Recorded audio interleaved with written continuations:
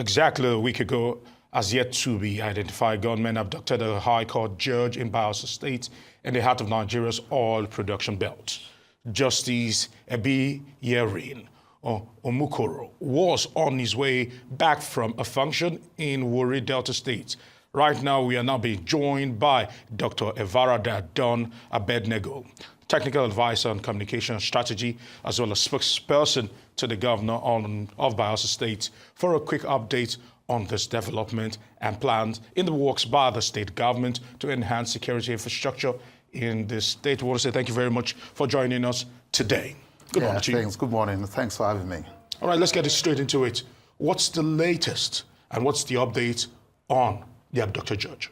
Yeah, the first thing is to let the world understand that the state government and the people of Bayelsa State and all the judges stand hands in glove with the family of the person abducted, our brother, the gentleman, a refined jurist. And we understand that every person is concerned in this country, including the presidency. The reason being that Bayelsa State over the years now has been the most safest and peaceful state in this country.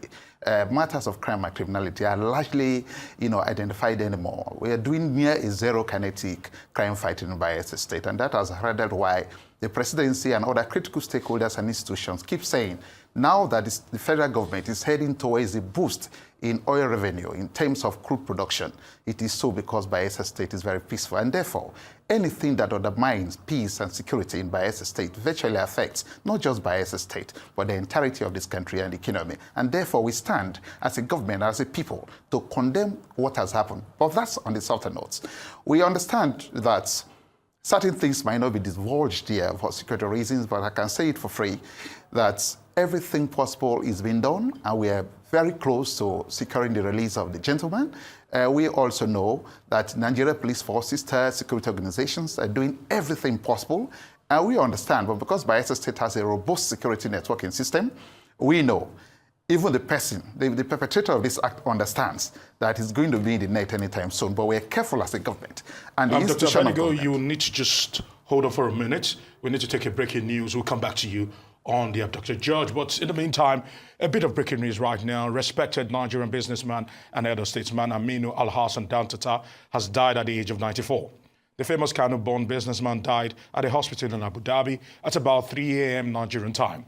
Dantata was widely known for his long-standing role in commerce and philanthropy, particularly in northern Nigeria. He earned a reputation for humility, generosity, and commitment to the public good. Funeral arrangements will be announced by the family in due course.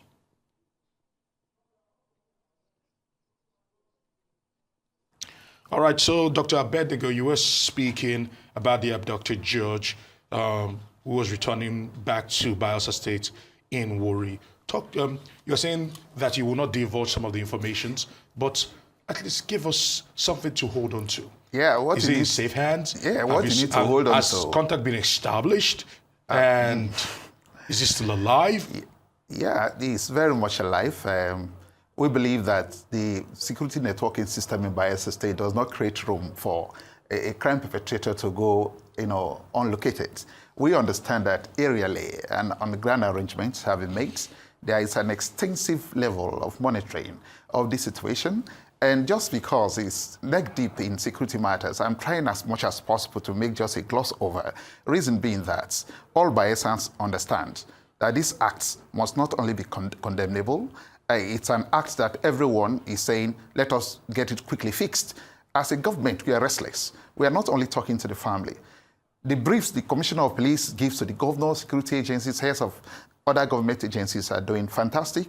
The Judicial Council, the INC, all of us as a people. But be rest assured as Nigerians, this matter is going to be resolved in the best way without harming our gentleman justice. Because we know, as it stands today, this is a potential threat to this bragging right that we have as the safest state in the country. How can we, as a people, how can an individual undermine the peace and tranquility of the state, and of course even threatening the economy of the country? Because you understand, anytime Bayelsa State slides back into what it was noted for years ago as a place of agitation and crisis and all of that militancy, all of that has gone the other way. Bayelsans has no opportunity, no time at all, no opening for crime and criminality, and therefore let us be rest assured We have confidence in what the police is doing, assisted security organizations. The government is providing everything they want.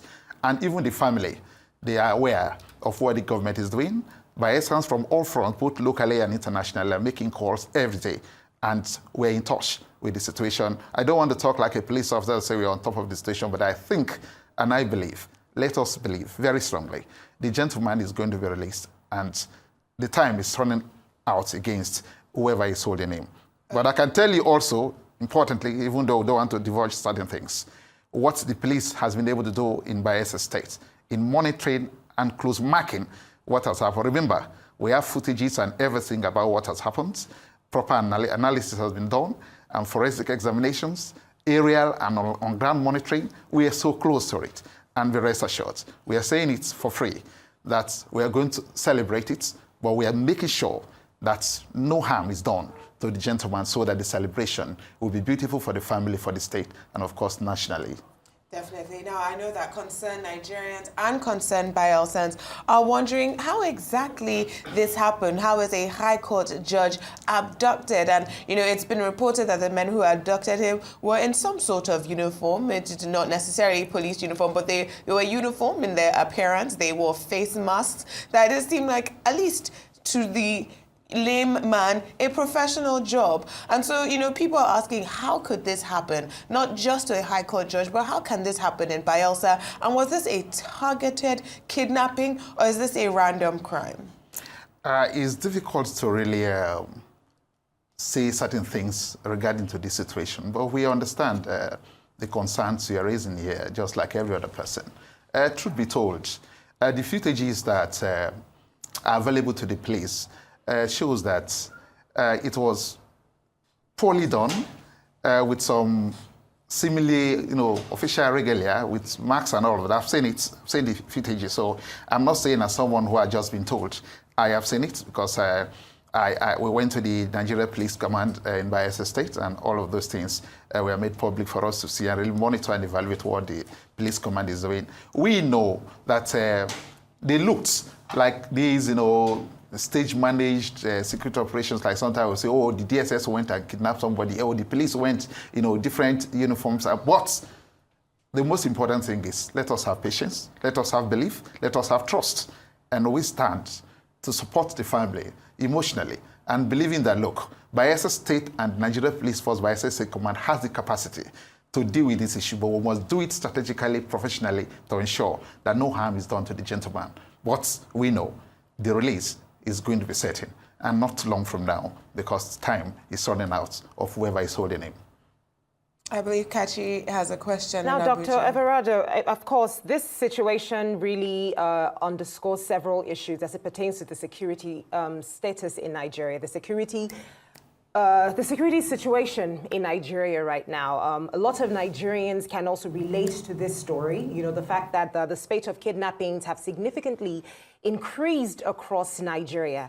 Now, for the ordinary person from Bayelsa, or even the ordinary Nigerian, first of all, what concrete actions would you say the state government has taken since this abduction? And secondly, how important would you say it is for people to understand that they are safe in their town? And third, with regards to the judiciary, would you say that this is a direct attack at the rule of law, at the judiciary, or would you just classify this as just another security breach?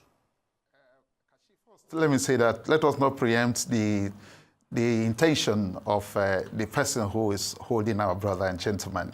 But one thing we know is that Bayelsans are aware that for about, it's going to 3 years now, we've not had cases of high-tech crimes like this.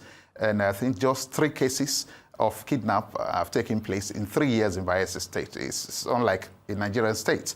And out of these 3, 2 were very peacefully, professionally resolved, and this is the 3rd one. And we're assuring everyone that, yes, Bayelsa State is largely, acclaimed as the most peaceful state in the country. It's not happening by chance. It's happening because of strategic investment that the state government is making, and the level of ownership and responsibility that the people, the citizens of the state, and those who are doing business are saying, look, we must stand hand in glove to ensure that there is peace and tranquility. That's the only way we can have a thriving society. So it's not like it's a situation that is prevalent every day. Crime and criminality has no space in Bayelsa State. And anyone who is there, about the media, like a station, you have a correspondent, ask them. They will tell you very clearly in Bayelsa State, there is real peace and tranquility in Bayelsa State. But then, this thing that has happened has really pierced us at the spinal cord. And that's why we're saying everything. The government is now resting at us. We are not only giving emotional support and other social support to the family, we're ensuring that everything that is required by the security organizations to ensure that they work towards that,